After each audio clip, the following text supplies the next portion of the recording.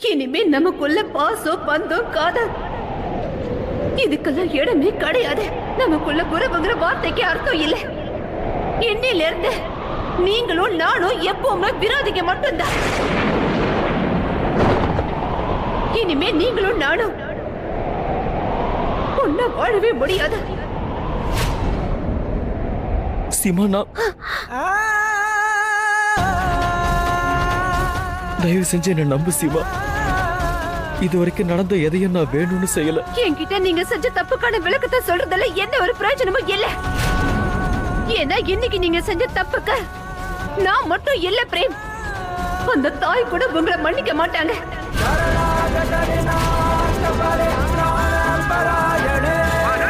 காலம் காலமா இந்த பொம்பளைங்க தான் புருஷனோட தப்ப பார்த்தும் பார்க்காத மாதிரி விட்டுட்டு இருந்தாங்க. அந்த மாதிரி விடுறதுனாலதான் இன்னைக்கும் சில ஆம்பளைங்க எல்லாம் அவங்க இஷ்டத்துக்கு தப்பு மேல தப்பா பண்ணிக்கிட்டே இருக்காங்க. உங்கள மாதிரி சில ஆம்பளைங்க எல்லாரும் பொம்பளைங்களோட அன்பையும் காதலையும் எங்களோட பலவீனம் நினைச்சு அதை உங்களுக்கு சாதகமாக்கிக்கிறீங்க. ஆனா இனி ஏமாற மாட்டோம். நிறுத்திக்கோங்க.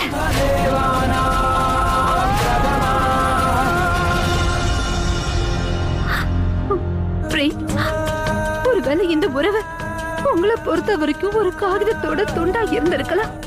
நீங்க எப்ப வேணாலும் அதுல ஒரு கையெழுத்து போட்டு இன்னொரு பேருக்கு அதை எழுதி கொடுத்துட முடியும் பிரேம். ஆனா என்ன பொறுத்த வரைக்கும் அப்படி இல்லை. என்ன பொறுத்த வரைக்கும் இந்த உறவு வாழ்க்கை பிரேம். அதுல என் மூச்சு அப்புறம் என்னோட இதயத்தை இப்போ அடங்கி இருக்கு. அப்புறம் இன்னைக்கு ஏதோ ஒரு வகையில ஏதோ ஒரு காரணத்துக்காக நம்ம உறவு முடிஞ்சு போச்சு. என் வாழ்க்கையும் முடிஞ்சு போச்சு. நானும் உயிரோட இருந்துட்டேன்.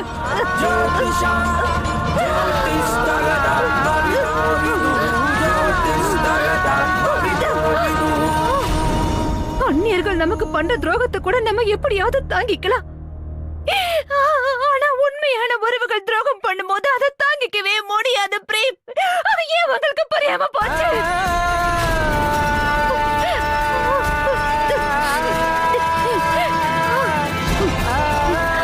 ஒரு பொண்ணுக்கு புகுந்த வீட்டுல தான் புருஷன் மட்டும் உறவு கிடையாது.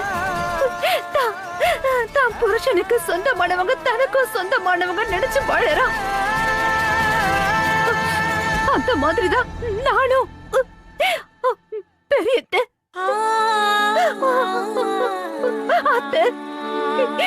அப்புறம் நம்ம குடும்பத்துல இருக்க எல்லாரையுமே என்னோட உறவாவும் உயிராவும் நினைச்சு வாழ்ந்துகிட்டு இருக்க. என்னைக்குமே உங்க உறவுகள் என்னோட உறவுகள் தான். அது மாறாது.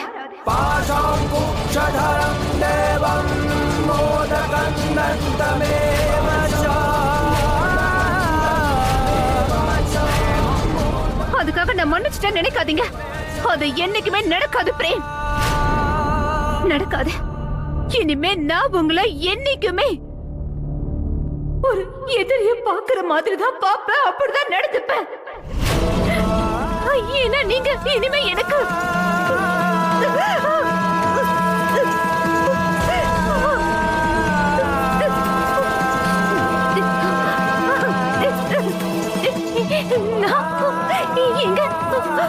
உங்களுக்காக சுமங்கலி விரதம் இருந்து பூஜை பண்ண, நீங்க நல்லா இருக்கணும்னு பிரார்த்தனை பண்ண.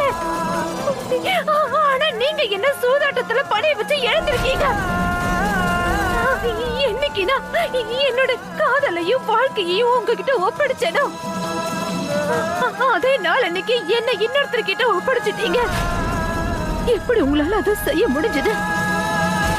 என்ன இன்னொருத்தர்கிட்ட ஒப்படைக்கிறதுக்கு உங்க மனசு உங்களுக்கு எப்படி எடை கொடுத்தது?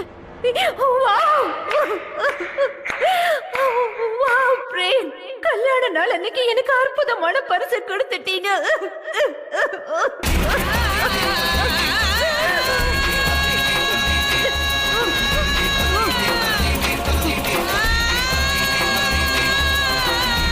இந்த தாலியை நான் மனப்பூர்வமா உங்க கையால ஏத்துக்கிட்டேன். ஆனா இனிமே இந்த தாலியை நான் போட்டுக்க போறது உலகத்தோட கண் பார்வைக்காக மட்டும்தான். இனிமே இனிமே இதுக்கு எந்த ஒரு அர்த்தமுமே இல்ல. நீங்க இதோட பவித்திரத்துக்கு துரோகம் பண்ணி அசிங்கப்படுத்திட்டீங்க.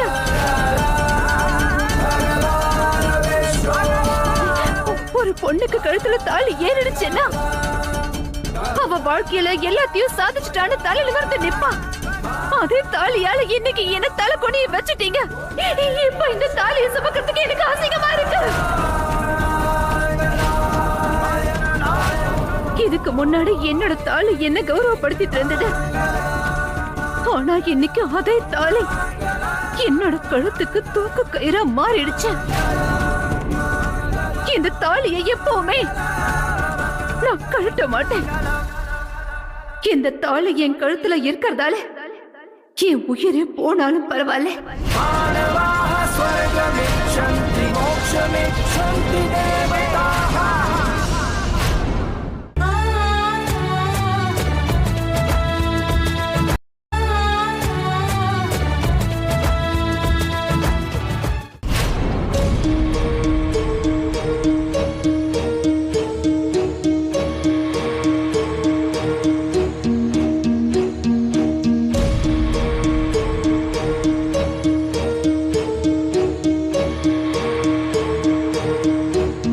ராஜ், உன்னோட அடிமை ஆரியனை எனக்கு ரொம்ப ரொம்ப பிடிச்சிருக்கு. அதனால அவரை என்னோட பாதுகாப்புக்காக கொஞ்ச நாள் இங்க வச்சுக்கலாம்னு நான் நினைக்கிறேன். உங்களுக்கு ஞாபகம் இருக்குல்ல, இன்னிலிருந்து சரியா 3 நாள் கழிச்சு எனக்கு அந்த திவ்ய நாகமணி தேவைப்படுது. அதனால தாமதிக்காம நீங்க சீக்கிரமா இங்க வந்துருங்க. சரி. 3 நாள் கழிச்சு அப்படி என்ன நடக்க போகுது? மாயாவோட நாகமணி ராஜகுமாரிக்கு எதுக்காக தேவைப்படுது? அப்படி ஒருவேளை ராஜகுமாரிக்கு மாயாவோட நாகமணி தேவைப்படுதுன்னா அப்ப இவங்க ராஜ்வீரை விட அதிக சக்திசாலி கிடையாது. ஒருவேளை அப்படி இருந்துச்சுன்னா ராஜ்வீர் கிட்ட நாகமணி இருந்ததுக்கு அப்புறமும் அவர் ஏன் ராஜகுமாரிக்கு பயப்படுறாரு? என்ன விஷயம்னு ஒன்னும் புரிய மாட்டேங்குது. இதை நான் தெரிஞ்சுக்கணும்னா ராஜகுமாரி கிட்ட அப்படி என்ன விலையுயர்ந்த பொருள் இருக்கு, அதை எங்க ஒளிச்சு வச்சிருக்காங்கன்னு கண்டுபிடிக்கணும்.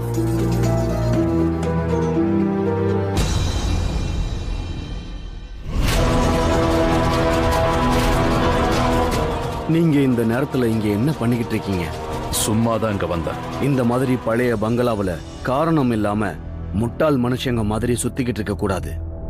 ஏன்னா இந்த மாளிகையோட ஒவ்வொரு மூலையிலையும் எத்தனையோ ரகசியங்கள் மறைஞ்சிருக்கு. அது இது வரைக்கும் யாரு முன்னாடியும் வந்ததும் இல்ல, அப்புறம் இனிமேலும் யாரு முன்னாடியும் வரப்போறதும் இல்ல. ஆனா ஒருவேளை தெரியாதனமா இப்படியும் அப்படியும் சுத்திக்கிட்டு இருக்கும்போது நீங்க ஏதாவது ரகசியத்தை பார்த்துட்டீங்கன்னா அப்புறம் அதோட விளைவு மரணத்தை விட ரொம்ப கொடுமையானதா இருக்கும். போங்க, நீங்க போய் கீழே காத்துருங்க. ராஜகுமாரி அம்மா உங்களை கீழே வந்து சந்திப்பாங்க. ஒரு நிமிஷம் சார், நான் சொல்ற ஒரு விஷயத்த கவனமா ஞாபகத்துல வச்சுக்கோங்க. ராத்திரியில உங்க அறையை விட்டு வெளியே சுத்திக்கிட்டு இருக்காதீங்க. அப்புறம் முடிஞ்சா பகல்ல கூட உங்க அறையை விட்டு வெளியே வர முயற்சி பண்ணாதீங்க. அதுதான் உங்களுக்கு ரொம்ப ரொம்ப நல்லது.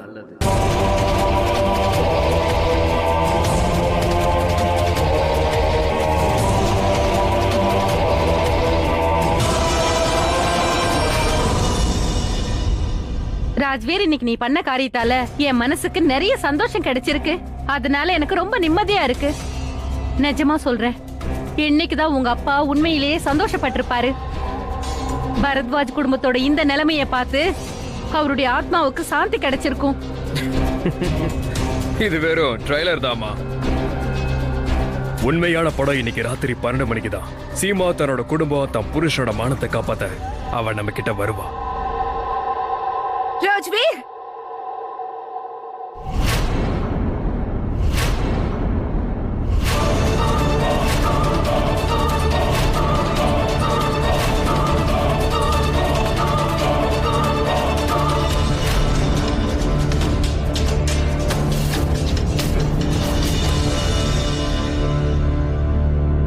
என்ன விஷயம் சீமா? நான் நினைச்சு கூட பார்க்கல நீ என்ன சந்திக்கிறதுக்கு இவ்வளவு ஆர்வமா இருப்பன்னு. 12 மணிக்கு முன்னாடியே வந்துட்ட.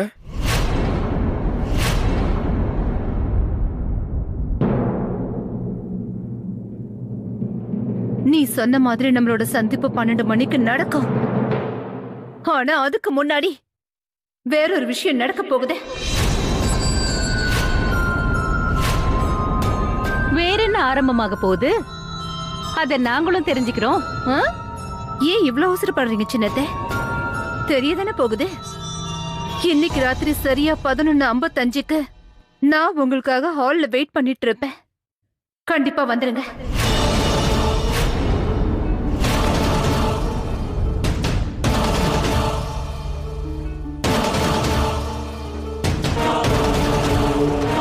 இன்னைக்கு ராத்திரி அப்படி என்ன விஷயம் நடக்க போகுது? சீமா தன் மனசுல என்ன நினைச்சுக்கிட்டு இருக்கா?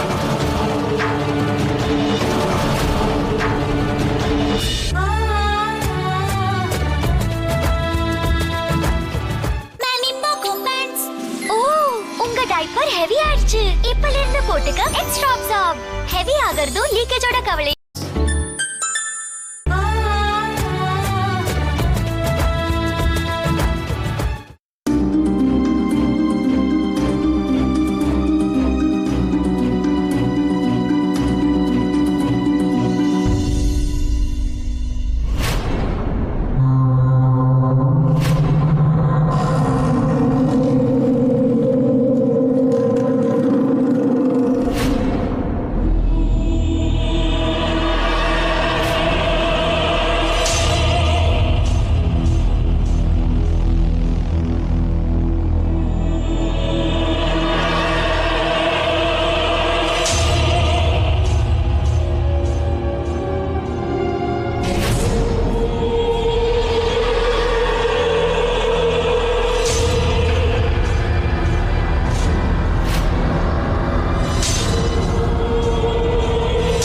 இந்த பெயிண்டிங் யாரோடது? என் பாட்டியோடது. நீங்க அனுமதி கொடுத்தா ஒன்னு சொல்லலாமா? உங்களுக்கு இவங்க வயசாகும் போது கிட்டத்தட்ட நீங்க இப்படிதான் இருப்பீங்க. தெரிஞ்சுதா பேசுறீங்களா? நீங்க ஒரு அடிமைன்றத மறந்துடாதீங்க. நீங்க எதை பத்தி பேசுறதா இருந்தாலும் அத ஒரு அடிமையாதான் பேசணும். என்கிட்ட இந்த மாதிரி பேசினா எனக்கு சுத்தமா பிடிக்காது. இந்த பெயிண்டிங்கை இங்கிருந்து எடுத்துறணும்னு உங்களுக்கு தோணலையா? இருந்தா இந்த மாதிரி தான் பேசுவாங்க.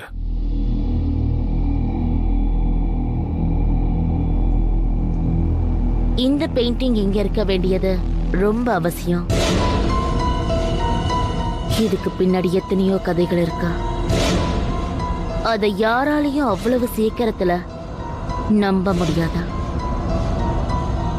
ஆனா எப்ப நான் இந்த பெயிண்டிங்க பார்த்தாலும் அப்போ எனக்கு அந்த கதைகளும் உண்மைகள் மேலையும் நம்பிக்கை வந்துடும். ராஜகுமாரி அம்மா, அந்த 4 விருந்தாளிங்களும் வந்துட்டாங்க. நீங்க அனுமதிச்சீங்கன்னா அவங்கள கூட்டிட்டு வருவேன்.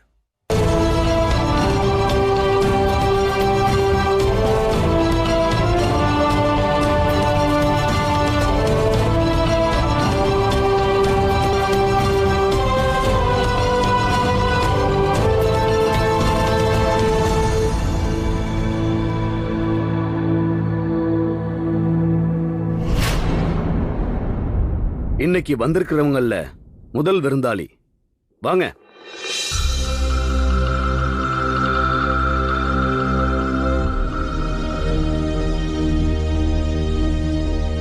வணக்கம் மகாராணி. இன்னைக்கு நம்மளுடைய 2வது விருந்தாளி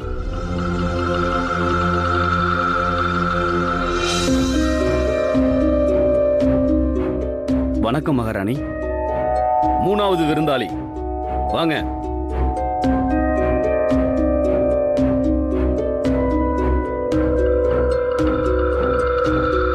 ராஜகுமாரி அம்மா, இதுவரைக்கும் இந்த பங்களாவுல வெறும் திருடங்க மட்டும்தான் வந்திருக்காங்க. ஆனா இன்னைக்கு ஒரு திருடி கூட வந்திருக்கா. வாமா.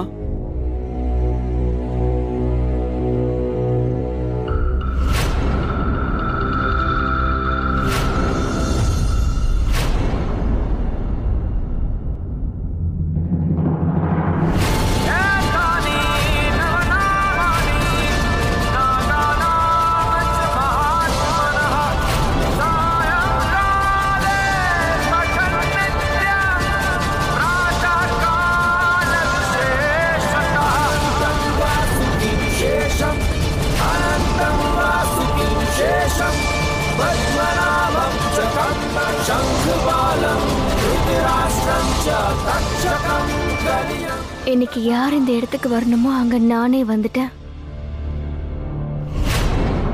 உங்க எல்லாரையும் நான் வரவேற்கிறேன். வாங்க, வந்து உங்க இடத்துல உட்காருங்க.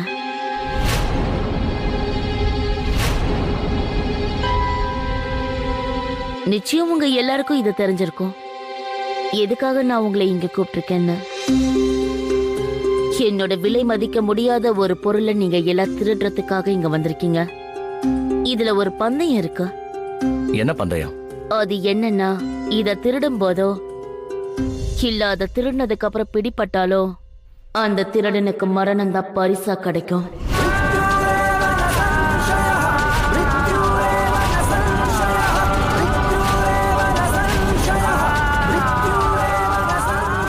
இங்க பாருங்க, நான் யார்கிட்டயும் எதையும் மறைக்க விரும்பல. இதுக்கு முன்னாடி யார் இந்த விலை மதிக்க முடியாத பொருளை திருடுறதுக்கு முயற்சி பண்ணாங்களோ அவங்க யாரும் அதுல வெற்றி அடையல. அப்புறம் அவங்களுக்கு தண்டனையா மரணம் மட்டும்தான் அவங்களுக்கு கிடைச்சது.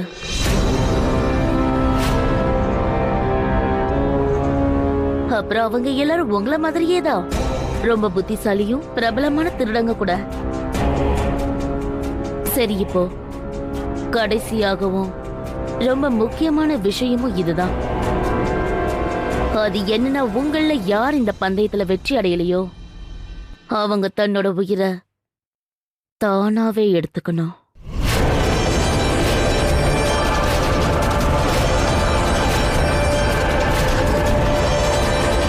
ரொம்ப நல்ல ஐடியா. உங்க விலை உயர்ந்த பொருளை பத்திரமா வச்சுக்கிறதுக்கு இதை விட ஒரு நல்ல ஐடியா கிடைக்கவே கிடைக்காது. திருடங்களோட பார்வை அந்த பொருள் மேல படுறதுக்கு முன்னாடி, அந்த விலை உயர்ந்த பொருளோட செக்யூரிட்டிய நாங்க தெரிஞ்சுக்கிறதுக்கு முன்னாடி நீங்க எங்களை பத்தி தெரிஞ்சுக்க நினைக்கிறீங்க. ஏன்? ஆமா, நிச்சயம் தெரிஞ்சுக்கணும்ல. ஏன்னா அது ஒரு விலை மதிக்க முடியாத பொருள். சரி, நீங்கெல்லாம் இந்த பந்தயத்துல ஜெயிச்சு விலை மதிப்பில்லாதவங்களா மாறிடுங்க. ஆனா அந்த விலை மதிப்பில்லாத பொருள் எது? எப்ப அந்த பொருள் பக்கத்துல நீங்க போறீங்களோ அப்பவே உங்களுக்கு தெரிஞ்சிடும்.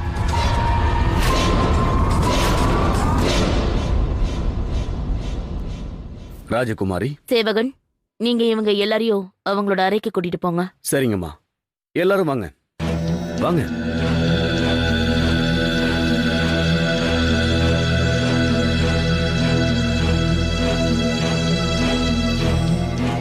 ஆரியன், நீங்க இவங்க எல்லாரையுமே கண்காணிக்கணும். இவங்களோட முயற்சியில இவங்க தோல்வியை தழுவணும். ஒருவேளை இதுல தவறி இவங்கள யாராவது அந்த பொருளை திருடுறதுல வெற்றி அடைஞ்சிட்டாங்கன்னா அதுக்கப்புறம் நீங்க என்ன செய்யணும் தெரியுமா? நீங்க அவங்கள கொன்னுடணும்.